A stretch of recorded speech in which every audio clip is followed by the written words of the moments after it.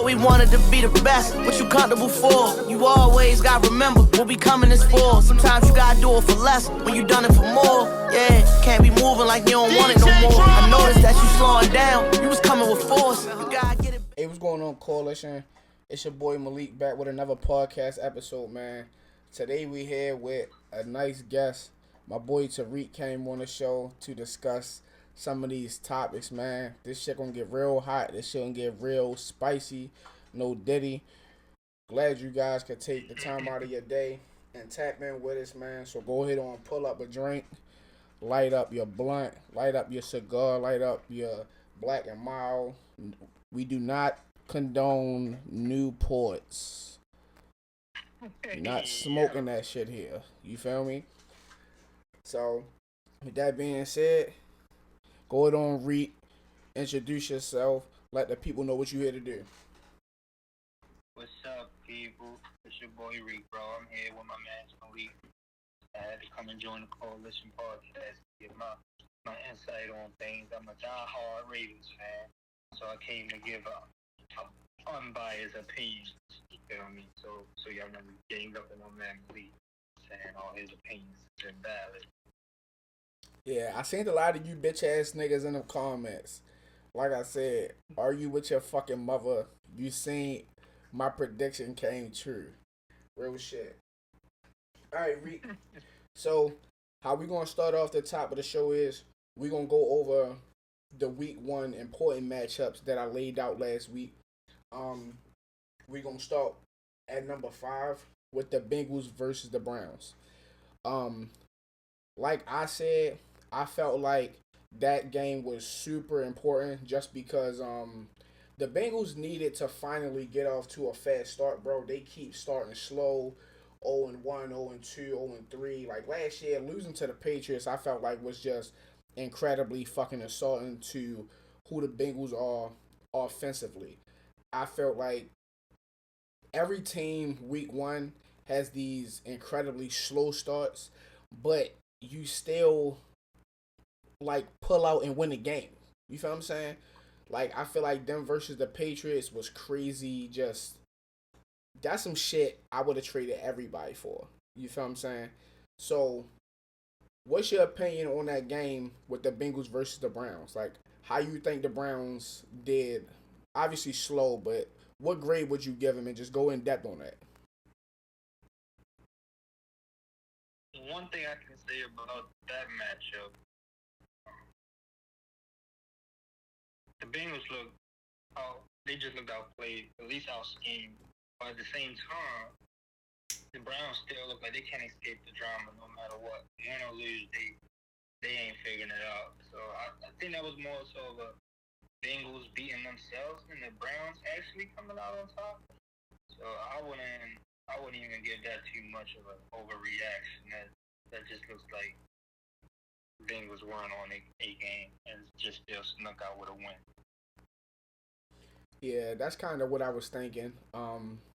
Because, bro, the special teams from the Browns was really horrendous.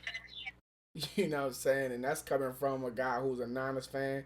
We just got rid of our kicker, thank fucking God. But if it wasn't for them special team mishaps, we could be having a entirely different conversation right now. You feel what I'm saying? The fucking Bengals could be 0-1 against the fucking Browns. I think if they lose, I don't even think that's a hot take, man. That's not. History shows Joe Barrow struggles very, very bad against the Cleveland defense. I think that's a good take. But bro, I think that falls on coaching, bro. Like because why are they not ready to play the first 2 months of the fucking league? Like, I feel like if they lose to the Browns, bro, week 1, like, I feel like Zach Taylor might not have a fucking job next year. He's constantly been out-coached by Stefanski. Every year he's out-coached by him. That's fucking crazy, bro. But I think Zach Taylor just relied too much on Barrow bailing him out. They need to they need to start relying on the other players. Jamal Chase, I believe, had what, one catch, if that. He had like 4 receptions, but he only had like 30 yards, bro. They can't keep. I don't know, man. That like I said, they look just outplayed and outschemed coaching wise. I can't even blame that too much on the team because they already struggle against the Browns. It's almost like the Browns got their number, and you would think this time around, Zach Taylor gets the sniffing it out and say, all right, they got us. Let's try something different this year. And barely got away with it this time. I mean, I think you know how division opponents go. It could be really tough though. All right, moving on to number 4, we have the Vikings versus the Bears. I'm not gonna lie to you, bro. I personally was like, this was for me. It was a I told you so moment. I was never a huge fan of Caleb Williams. I believe he was extremely overhyped. I feel like once we start comparing guys to Patrick Mahomes, everybody kind of like loses their shit. You know what I'm saying? He was supposed to be this better version of Patrick Mahomes, and they have a really great offensive coordinator. I'm sorry, a really great offensive minded coach. And we seen what he did with the Lions and how the Lions looked the first week without him. I love the play calling that he did, but bro, Caleb was just off on so many targets, bro. I don't think if they go through this year, bro, and don't make the playoffs and he continues to look like that, I think you gotta ask yourself, is he the quarterback going forward? What you think? BUST. The boy's a bust. The boy's a bust, man. You got, I don't know what it is, but something seriously has to be investigated about why Chicago always gets the top 10, top 15 picks in the draft, but can never find a top 10 quarterback. It baffles me. It baffles me. But then, what I seen from Caleb in the beginning, I'm not gonna lie, he looked good, but I don't know. Like you said, that could have been a play call. He probably was drawing up some easy things. But then as it got into crunch time, where the Vikings started finding their rhythm in themselves, it's like he went in panic mode. He gave me Johnny Manziel, bro. I was seeing flashes of Johnny football. Like he all hype. He looked like he's gonna be great, and then he puts his receivers in fucking emergency room situations. DJ Moore almost lost his life. He almost lost another wide receiver. Like, he just throws the ball with no concern, bro. Like I said, that man's a bust. You got one of the greatest offensive masterminds with Ben Johnson being there, coming off a stellar season with the Lions. If he can't make you look good, bro, you just not gonna look good. Yeah, I totally agree, bro. Just quick sidebar. If Johnny studied and he wasn't on fucking coke and not drafted to the Browns, I think we would have been talking about Johnny Manziel as one of the top 20 quarterbacks of all time right now. That's just my opinion. We could say the same thing about Justice Fields. That's just hold on. I'm a big Justin Fields fan. I am.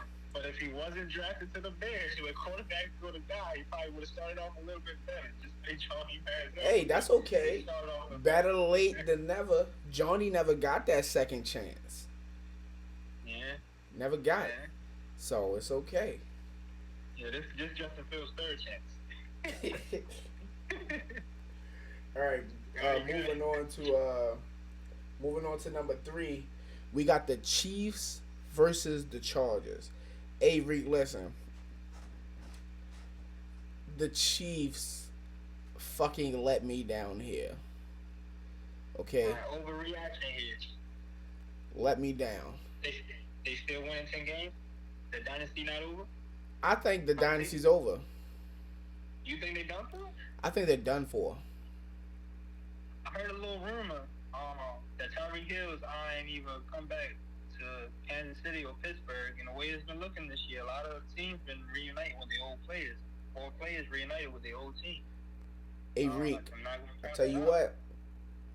if I was if I was like if I was every top 5 team in each conference, I would highly suggest keeping that phone line open with Miami because something's not fucking right.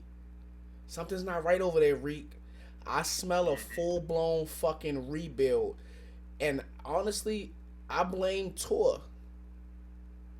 I blame Tour. In Miami? In Miami. So you don't believe? I know we off the Chiefs Chargers topic, but you don't believe that if they get rid of Tua and they get another quarterback stepping in, like say you move Tyreek Hill somewhere like Cleveland and take Shador off their hands or Gabriel, Dylan Gabriel. You don't think putting either Shador or Gabriel in Miami will change the landscape in Miami? You know what? We gonna get to that in a few. Cause that's a whole nother fucking suitcase to unpack, brother. Let's stay on these Chargers and Chiefs. Yeah, bro. I think they're done because they don't have no offense, bro. As QB, or do you think now that gold standard is Josh Allen? Repeat your question. Do you think Mahomes still holds that gold standard as QB? You know, the one everybody's chasing and trying to be like, or is that new sheriff in town with Josh Allen showing he's the top AFC QB? I think right now, from what I've seen Sunday night, Allen's on another fucking planet. He's on another fucking planet. And that's not saying like I'm looking at currently, right? Like not looking at the Super Bowls that Mahomes has won, not looking at the playoff matches. I'm talking about today. Ever since Allen wants that MVP, he backed it up by coming in and walking Lamar and the fucking Ravens down. Now, we can blame that on coaching or whatever we want to, but I feel like the shit he walking on right now, he one of the cockiest niggas on the fucking planet. And he got every right to be, brother. I mean, but yeah, we gonna get back to that because we gotta discuss that Ravens Bills move. I got a lot to say about that on that. That's an unbiased opinion. Okay. So with the Chiefs and Chargers, I just want to ask you, was this more about the Chargers was this more about the Chargers impressing you with how they won the game, or was this more about the Chiefs and how lackluster they look losing the game? To me, I would say it's more on the Chiefs looking lackluster. Coming from the AFC Championship means this is not how they expect compared to Philly. I'm sorry, not even coming off the AFC Championship, coming off the Super Bowl against Philly. You already got a dog walk in the Super Bowl. This is not how they expect you to come back next season as a dynasty team, as the Super Bowl favorites, as the top dogs. You come out and you get manhandled almost by a team in your own division. So they're gonna see you again. Definitely gonna see you again. And that's against a team that, to me, I always felt Herbert had the eliteness of Pat Mahomes. His team that he had just has the DNA of a collapse. You can drag that man, his whole team to the water, and then none of them won't drink it but Herbert. But he also has a history of not coming up in clutch moments either. That one is, like I said, more so the Chiefs collapsing than the Chargers prevailing. I think two things can be true, right? I think it was about the Chargers making a statement and impressing us with that win, and the Chiefs letting us know that loss was really bad, and it looked really bad. It was a very lackluster performance. I think the Chargers have a better head coach. That they're well more prepared than what Staley had them a few years ago, in my opinion. Harbaugh runs a very tight ship. That's just come. I believe that comes from the Harbaugh tree, on how they were raised. As you can see, the difference between the Ravens and any team that John's brother Jim has ever coached is very similar. If you notice, when Jim coaches in college, they tend to share coordinators, and John drafted a lot of Jim's players because they have that same standard. So I think this kind of lets me know that the Chiefs are gonna bump down a little. Not saying they're gonna miss the playoffs. They're gonna bump down a little until they get past this Travis Kelce retirement, and then they can start moving forward, progressing with the offense with new weapons. That's what I believe. So I think two things can be true. But so with that, so I got a hot take for that though. So Okay. in the middle of the season, say they get these pieces, say by some crazy mid-season they get Tyreek Hill back. They still got Travis Kelce out there. What's the name? Come off his suspension later. I think we got 4 or 6 games suspension. I think he has a 5-game suspension. Okay, and that's a shoulder separation injury. Xavier Worthy probably keep him out of what, 6 to 8 weeks of that. No, actually, he's day to day. Okay, yeah, I would shoulder separation ain't really a fracture, but you get Tyreek Hill, you get Kelce back, you get your 2 receivers, Worthy and Rice. You still got your all-pro running back there with Hey, look, this is gonna be a tight race. So my hot take is, but Mahomes makes Dollar Tree receivers look like all pros. So if he in that same game, let's say Chargers, Chiefs, replace the quarterback, put Mahomes on that Chargers with those weapons, and put Herbert on the team with the Chiefs with weapons that he had. Who comes out on that game? Pat Mahomes. All he needs is that. So I don't think they completely lost their dynasty field. The defense is still solid. He still has cool pieces, and he had that man behind the center. As long as he's there, I don't think that dynasty is done with. Well, that's my thing. I don't think when I say they lost it, I don't think it's him. It's just the lack of pieces around him. You know what I'm saying? That's what I feel. Almost a rebuild within the season without having to try completely. I think they have to retool. I don't think it's a rebuild. I think they have to retool. That's a good word. So, all right. So moving on to number 2, we got the Detroit Lions, y'all, versus the Green Bay Packers. What are your thoughts about that, Reek? Do you think? My question to you is, do you think this loss means the Lions have lost too much coordinator and team wise, or do you think that they just had a slow start? To me, for the slate of week ones, I'm gonna say a lot of teams showed me that preseason is definitely important. Facts. A lot of teams look unprepared and undercoached.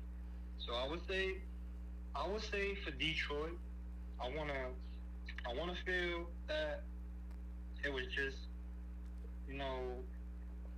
they getting it together. The preseason they ain't focused too much. You got 2 new coordinators.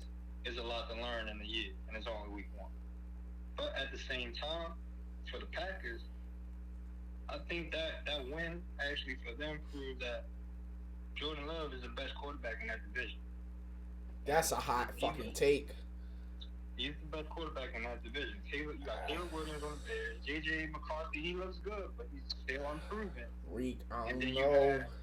you have Jared Goff. Jared Goff has consistently let me down. It's hard to get behind him because that man, in my opinion, is the Lamar of the NFC over there. That man do great and he put up all these magic numbers. Number 1 in air, first in yards, first in touchdowns, but he falling short. That man got swapped from the Rams to the Lions in 1 year, and the quarterback that went to the Rams won the Super Bowl the very next year. So it's obviously he ain't that piece that they need. Yeah, but they also retooled that whole team after he left, though, with a lot of them draft picks. Yeah, but like I said, that game proved that Jordan Love was the best quarterback in that division. And Detroit hype train might have peaked last season.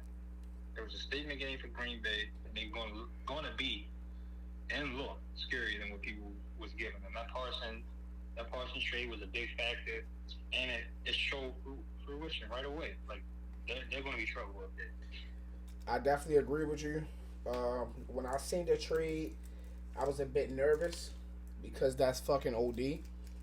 But when I seen the effect that Micah had on the game just so fucking immediately, and he didn't even play as many snaps as he was supposed to. They're fucking Allen him out, double teaming him, causing Goff to throw the ball early. Man, I'm fucking scared to play these niggas. Some players are game reckless, man. And he is definitely one of them. He's definitely one of them. I think Jerry Jones is fucking senile and fucking retarded for fucking trading him for a bag of fucking chips. Okay, on that topic, real quick before we get off that, do you feel right now is the time to judge the winner of that trade, or should we get a mid-season to the end of the season, see how it finally play out? I feel like let's wait a couple weeks, see what Dallas looks like defensively, and then we gonna jump in that topic because I got a special topic for us in a couple of weeks. I already got that sitting to the side. So Okay, coming to that number one, this is what I've been waiting to fucking talk to you about. Ravens versus the Bills. My question to you is, do you think this was more about the Ravens collapse or the Bills on they walk down shit? How do you feel? I'm not gonna say Ravens collapse. We can't call it collapse in week one. Week one is too early to say any team collapse. Because last year we started 0-2. We lost to the Chiefs on the pretty much same high. We was in Kansas City. It was going alright. We was running them back, and it felt the same way. It's almost a repeat. It seemed like the Ravens look the same every year. But this was, to me, it looked like, how I was saying, a lot of teams showed me that preseason is important because it looked like we were still in preseason mode and the Bills was in playoff mode. Like the way the Bills played us, man, you would think they got Lamar Netflix password, or they was reading every play, reading all the moves. It's crazy. So, I think this was a major collapse. Major collapse in week one is crazy to say. Well, bro, listen. I say that because my last recording for the first episode, I said how important this dub was for the Ravens, right? I feel like y'all needed this W because last year y'all started out 0-2.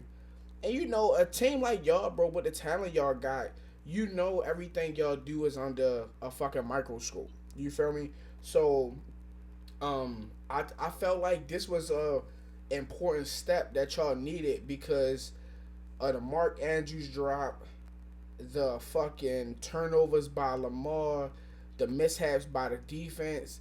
I feel like y'all needed this to kind of refresh your mind.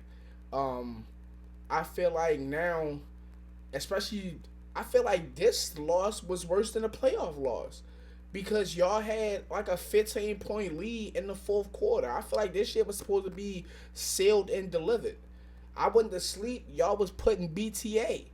I woke up at 1:30 to take a piss reek, and y'all lost the game. I would agree to that. There was a bad loss, but I don't call it a collapse. A collapse would be, there's no way we can come back from this, and we ain't gonna be over 500. Like we gotta rebuild, we gotta retool. It wasn't that. What I saw was, like you said, it was what we needed to break away from because Ravens have a theme. Starting the season, injuries, slow starts. Injuries and slow start. Last couple years, we started with no likely, no Pat Ricard. Pat Ricard is a big factor. We had 170 rushing yards with Derrick Henry without no lead block of Pat Ricard. Imagine the movement we would have got with him in there. Them same 3rd and 11s, we was doing that freaking, which was bad play calling in my opinion. But 3rd and 11 was Zay Flowers with Pat Ricard leading that block, leading that way, or pulling with Ronnie Stanley. We getting those first downs, but we not getting tackled in that backfield like that.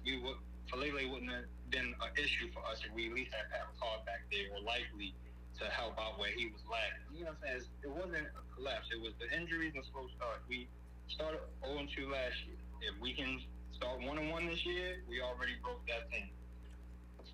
But that's my thing. I feel like it's gonna be different. I feel like it was different. The Bills finally grew into a complete team. It's not just the Josh Allen highlight reel anymore over there. You feel me? They was getting it together. And this wasn't just Lamar. It was about the Ravens and not being able to win those shootouts anymore. Like, we aren't bullies. On paper, every team will look at us and say, oh, yeah, we a big, bad wolf. But it's like John Harbaugh, and when it comes to coaching, he wants to be too conservative. He doesn't want to attack. He doesn't want to keep punching them in their mouth, kicking them when they're down. He wants to win all nice and professionally, man. We need to beat the shit out of these things. Listen, this why I think I say it's gonna be different, right? Because the Chiefs' next couple games are the Eagles, the Giants, and then the Ravens. I feel like the Eagles gonna get the dog shit beat out of them by Philly because you know Jalen Carter playing. So you got a game plan around double teaming him, which is gonna take up the line. Their offensive line looked like dog shit last week, if you ask me. So you got the Eagles beating KC. I got the Eagles beating the dog shit out of KC again. I have KC beating the Giants if Jackson Dart doesn't play. If Jackson Dart plays, I feel like that's a closer game and a toss-up than a lot of people would consider. And then that's what I'm saying, bro. I be telling niggas, if you have a fucking defense like that, bro, that shit changes the whole fucking game, bro. Absolutely. People keep forgetting they win championships. You can be an offensive powerhouse team, but if you cannot stop teams from doing the same thing you doing, you ain't gonna win that shootout. That's what I'm saying, bro. In that Ravens game, that's where I feel is the biggest factor. We showed that we can't clutch up. On 4th and 3, we had. I watched the film. The play before that, Lamar got his ass drilled. I tell you, Ed Oliver killed that man. Made it 4th and 3. Lamar claimed he was cramping up. That man got the wind knocked out of his ass and he couldn't run. Facts. So instead of going, but I feel like he still could have handed it to Derrick Henry.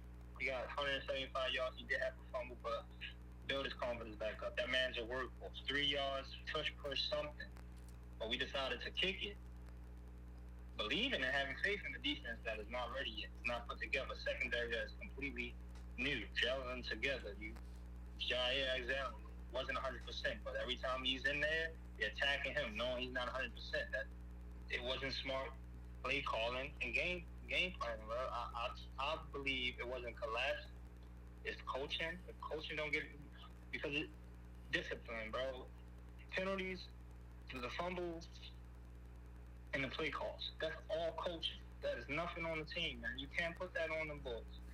The fumble, yes, but Derrick Henry is rarely fumbles, so we can eat that, scratch that. And the same shit happened last year in the championship game.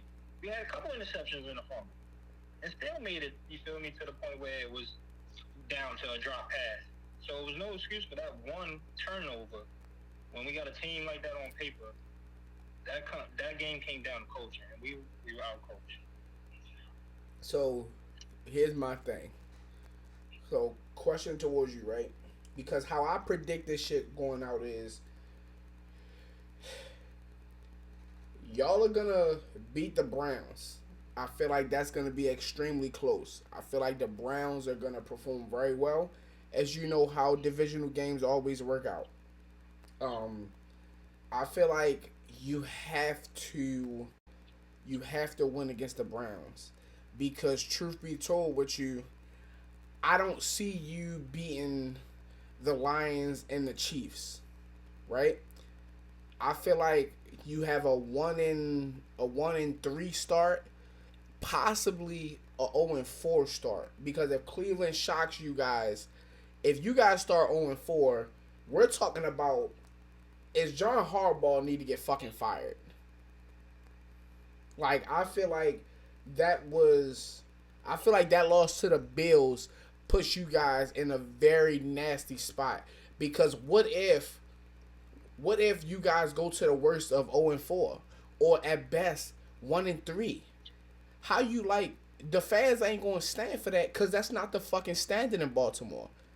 So like my question to you is if you fall 0-4 or look at 1-3, do you think you guys need a coaching change? I've been wanting a coaching change for a while now. Unfortunately, sad to say, I love John Harbaugh. No disrespect, he has our Super Bowl ring. He's a phenomenal coach.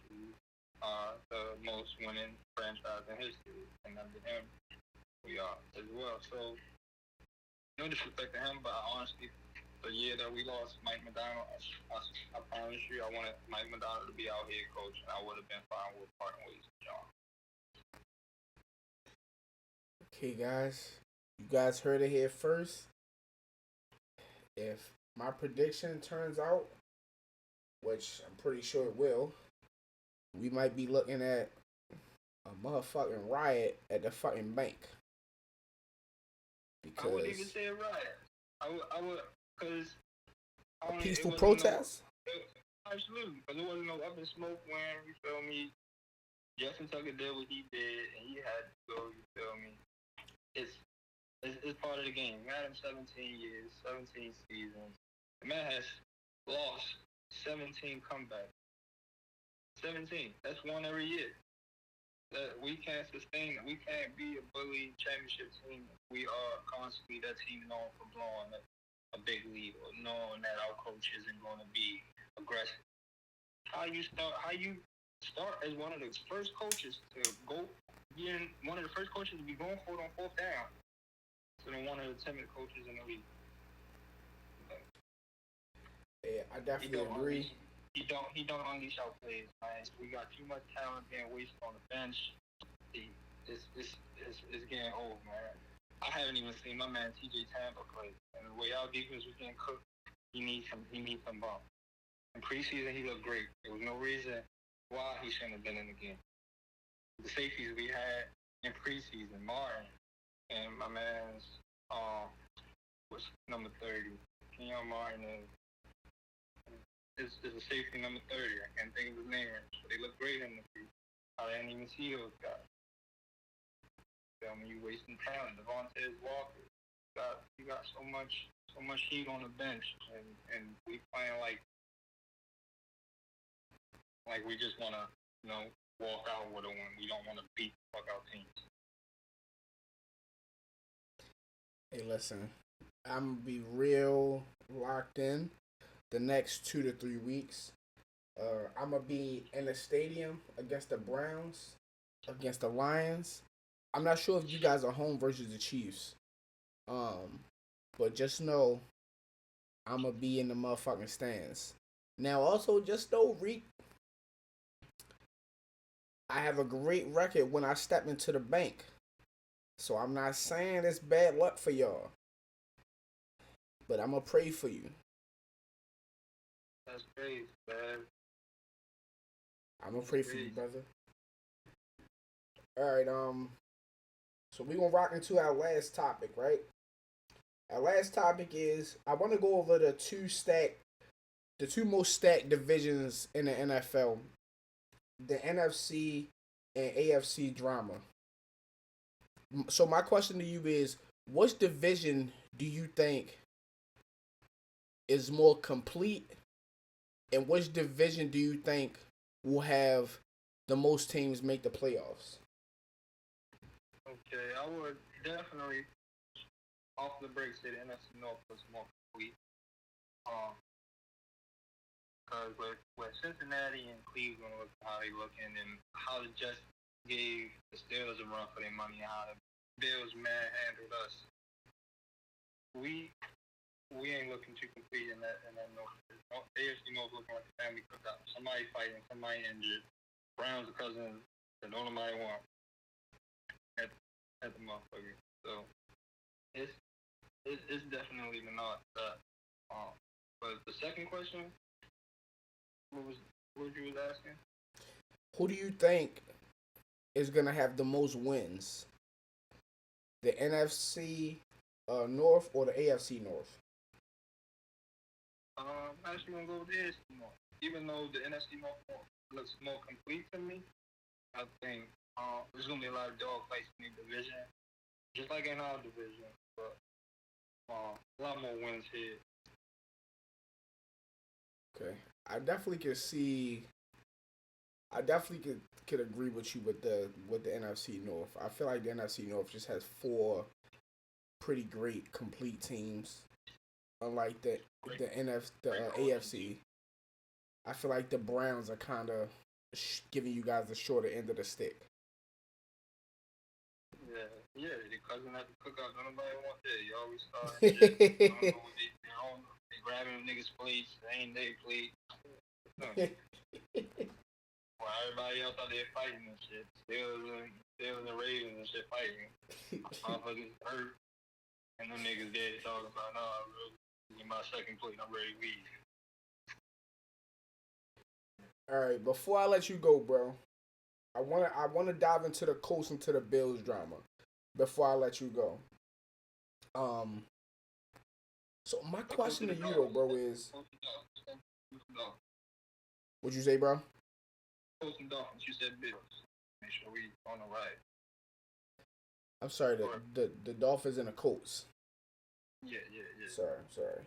Dolphins and the Colts. Dolphins out there, Dolphins out there looking like a Ferrari stuck in rush hour traffic.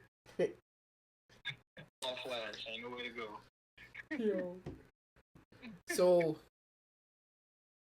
because being real, brother, I don't think Mike McDaniels finishes the year as the coach. I'm being real with you. I don't think so. But I also don't think he is to blame. I feel like Tua not being a healthy quarterback is the problem. I don't know. The coach basically just told them that y'all can have y'all tracks and we play grown man football. They went in there and punched some boys in their mouth. That loss proved Miami still can't win no ugly games. The coach just gave everybody a blueprint on how to slow them down. And if Tua can't carry them without the running game, bro, they are not a real contender. Like, that's what that game gave me. So my question to you is, was this shit more about the Bills' internal problems, or did Daniel Jones actually show us that he's a competent quarterback? Daniel Jones showed me his in class, which he showed me in New York. He's still Danny down. He's that mediocre Danny. But this coach one is more about their defense and their coaching than it does about Miami collapsing. But